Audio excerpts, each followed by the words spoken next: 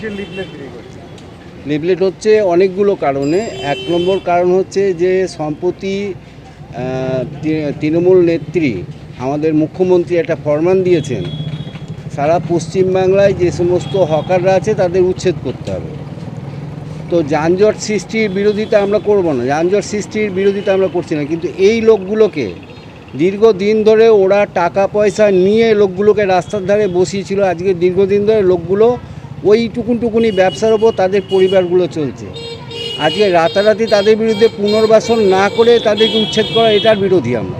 তোমরা পুনর্বাসন করে ওদের জায়গা মতো শিফট করে নিয়ে যাও, রাস্তাঘাট পরিষ্কার করো, আমাদের কোনো আপত্তি নেই। কিন্তু এই লোকগুলোকে যারা এই টুকুনি ব্যবসার ওপর যাদের জীবিকা নির্বাহ হয় তাদেরকে ওইভাবে উচ্ছেদ করা যাবে না, এটা এক নম্বর। দ্বিতীয় নম্বর হচ্ছে নবদ্বীপে অবৈধভাবে বালি খনন হয়, প্রতিনিয়ত বালি খনন হচ্ছে এবং গাড়িগুলো নবদ্বীপ শহরের মধ্যে প্রবেশ করে যানজট সৃষ্টি করছে, আর অবৈধ গাড়িগুলোকে ঢুকতে দেওয়া হচ্ছে নবদ্বীপের মধ্যে।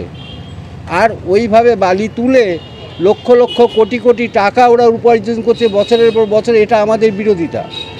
তৃতীয়ত হচ্ছে এক মুখ্যমন্ত্রী বলেছে যে এখানকার পুকুরগুলো ভরাট করা যাবে না, সেই পুকুর ভরাট করে প্রমোটারি ব্যবসা চলছে তৃণমূলে, এটার বিরুদ্ধে আমাদের অভিযোগ।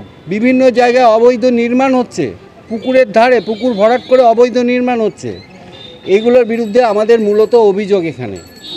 এইগুলো নিয়ে আমরা আজকে লিফলেট নিয়ে মানুষকে আমরা জানাতে চাইছি যে এই অবৈধ কাজের বিরোধিতা করুন সবাই। আপনার নাম?